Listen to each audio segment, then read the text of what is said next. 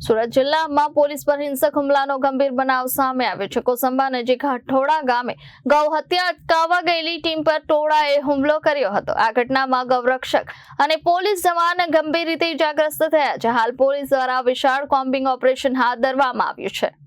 કોસંબા નજીક હઠોડા ગામે ગૌ હત્યા રોકવા માટે પહોંચેલી ટીમ પર આશરે 50 જેટલા લોકોના ટોળાએ અચાનક હુમલો કર્યો હતો। આ હુમલામાં ગૌરક્ષક અને એક પોલીસ જવાનને ગંભીર ઈજા પહોંચી છે, જેમને તાત્કાલિક સારવાર માટે હોસ્પિટલ ખસેડવામાં આવ્યા હતા। આ ઘટના બાદ ડીવાયએસપી બીકે વનારની આગેવાનીમાં પોલીસે તાત્કાલિક કોમ્બિંગ ઓપરેશન શરૂ કર્યું। આ સમગ્ર વિસ્તારમાં 7 પીઆઈ 15 પીએસઆઈ સહિત કુલ 15 પોલીસ ટીમો રાત્રિ દરમિયાન તૈનાત રાખવામાં આવી છે। પોલીસ અત્યાર સુધી 22 શંકાસ્પદ હુમલાખોરોની અટકાયત કરી છે અને તેમની સામે હત્યાના પ્રયાસ અને રાયોટિંગ સહિતના ગુનાઓ નોંધવામાં આવ્યા છે।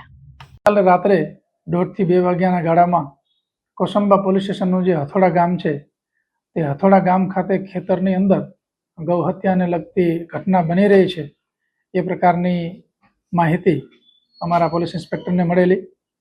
આ દરમિયાન જે બાતમીદાર છે એના કહેવા મુજબ જે ખેતરની અંદર અવાવરૂ જગ્યા છે એ પોતે બતાવી શકે એમ છે, એટલે સરકારી ગાડી જે છે અમારી એની સાથે 4 પોલીસમેન અને અન્ય સ્ટાફની સાથે એ લોકો ત્યાં ગયેલા અને રાતમાં જ્યારે બેટરી ટોર્ચથી જગ્યા સર્ચ કરતા હતા એ દરમિયાન અચાનક 2 બાઇક ચાલકો આવી ગયેલા, એમાં 6 જેટલા ઇસમો હતા અને ત્યારબાદ પોલીસ સાથે બોલચાલ થયેલી અને ત્યારબાદ એમને ફોન કરી અન્ય લોકોને બોલાવેલા।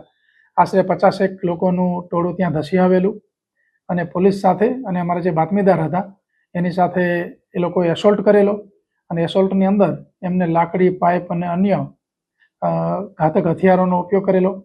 જે બાતમીદાર હતા એમને માથામાં અને પગમાં અને અન્ય જગ્યાએ ઇન્જરી થયેલી છે, એ પણ હાલ સારવાર હેઠળ છે અને જે પોલીસમેન છે અમારા એમને પણ હાથ ઉપર ઇન્જરી થયેલી છે, એ પણ સારવાર હેઠળ છે। અમારા પોલીસમેનની ફરિયાદ લઈ અને એટેમ્પ્ટ ટુ મર્ડર અને રાયોટિંગનો ગુનો સરકારી નોકરિયાતને પોતાની ફરજ દરમિયાન રૂકાવટ કરવી અને ગંભીર ઈજા પહોંચાડવી આ પ્રકારનો ગુનો દાખલ કરવામાં આવેલો છે અને અમારા ડીવાયએસપી શ્રી વનાર છે એમની આગેવાની હેઠળ અમારી જે તપાસ ટીમ છે કાર્ય કરી રહી છે। આરોપીઓને પકડવામાં આવેલા છે।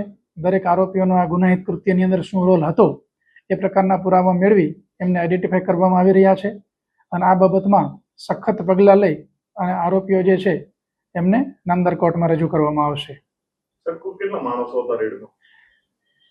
જ્યારે ચેક કરવા ગયા ત્યારે 4 પોલીસમેન અને 2 જીઆરડી ટોટલ 6 નો સ્ટાફ હતો અને જે એક બાતમીદાર માણસ છે એ 7 લોકો જગ્યા ચેક કરવા માટે ગયેલા। હા, એમાં આશરે 22 લોકોને અમે લાવ્યા છીએ અને દરેકનો રોલ જે છે, ફરિયાદ તો દાખલ થઈ ગયેલી છે અને ફરિયાદમાં જે નામ છે નામ મુજબના ગામમાંથી લોકોને પકડીને લાવ્યા છીએ અને એનો શું રોલ છે ડિટેલ ઇન્ટ્રોગેશન હાલમાં ચાલુ છે। અમારા ઇન્વેસ્ટિગેટિંગ ઓફિસર અમારા ડીવાયએસપીના સુપરવિઝન હેઠળ વિગતવાર તપાસ થઈ રહી છે અને જે આરોપીનો જે રોલ હશે એ છે અને એમના જે હથિયારો હશે એ કબજે કરવાની કાર્યવાહી વિગતવાર કરવામાં આવશે।